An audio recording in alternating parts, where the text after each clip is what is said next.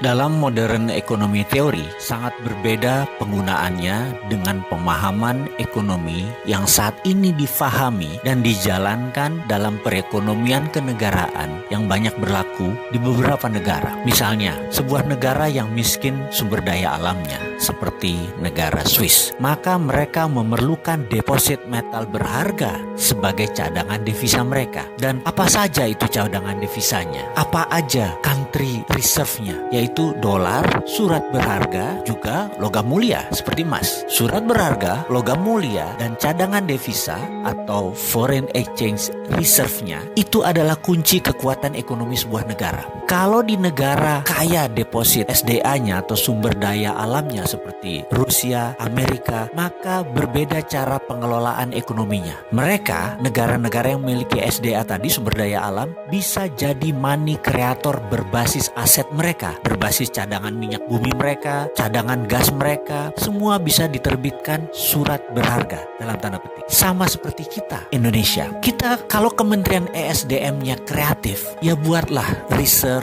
issuer atau penerbit kekayaan negara berbasis minerba. Kita kan punya SKK Migas, Satuan Kerja Khusus untuk Migas. Itu adalah BUMNK sebenarnya. Paham kan? BUMNK, Badan Usaha Milik Negara Khusus. Seperti zamannya Pak Ibnu Sutowo dulu. Kalau lupa nanti saya jelaskan di chapter yang lain. Mengapa kita ke depan tidak buat SKK Minerba, Satuan Kerja Khusus Minerba, atau bentuk lain dari Badan Usaha Milik Negara Khusus Minerba, mineral dan batu bara. Cara kerjanya adalah, tugas pertama mereka adalah menghitung aset negara berbasis mineral batu bara tadi dan menerbitkan surat berharga. Nanti siapa yang beli surat berharganya? Ya negara Indonesia sendiri, Kementerian Keuangannya. Itu semua adalah untuk fondasi underlying money creation. Setelah Bappenas menciptakan proyek berlapis, ini sekali lagi kuncinya. Badan yang nanti akan berperan penting di atas Bappenas adalah Sesdalobang, Sekretaris Pengendalian dan Pengelolaan Pembangunan,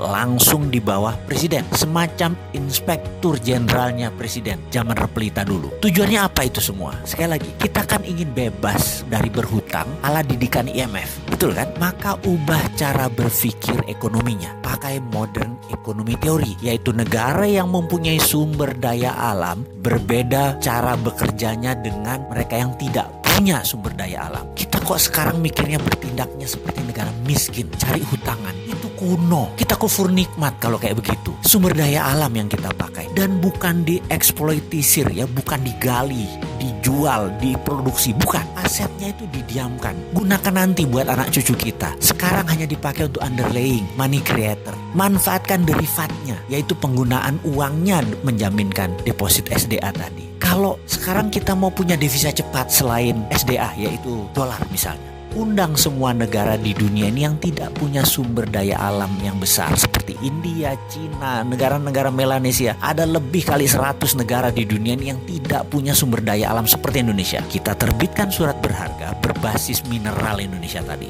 Jangan sebut nilainya, sebut saja jumlahnya. Lalu katakan mereka akan membeli 5%-nya atau senilai 200 billion dolar. Bisa saja, ya kita kasih suratnya, dan surat itu sama mereka nanti diapakan. Secara praktek modern economy theory, itu untuk underlying money creation di negara mereka tersendiri. Terserah mereka mau cetak 10 kali lipat, 100 kali lipat, toh tidak akan diambil aset tersebut, di mana mungkin 100 tahun ke depan nilainya ya juga naik 100 kali. Kita sepakat, misalnya yang 20% aset nasional kita tadi, kita jual ke negara lain. Itu namanya sovereign wealth fund versi modern economy theory. Amerika itu pakai sistem ini. Buktinya mereka tidak pernah tuh sedot atau gali tambang mineral mereka, minyak mereka nggak pernah tuh. Paling-paling hanya 20% hanya untuk ekonomi mutar. Lalu misalnya lagi, apa yang Pak Karno lakukan di tahun 1955? Yaitu akan memanfaatkan mineral ini untuk kekuatan ekonomi. Yuk ulangi lagi. Namun sekarang caranya lebih elegan. Dunia tuh butuh Indonesia. Dunia sudah tidak butuh negara yang suka perang seperti Amerika. Negara juga tidak butuh negara Cina yang menjual utang ke negara lain. Jadi masa depan adalah era bergandengan tangan, era kolaborasi, dan Indonesia punya yang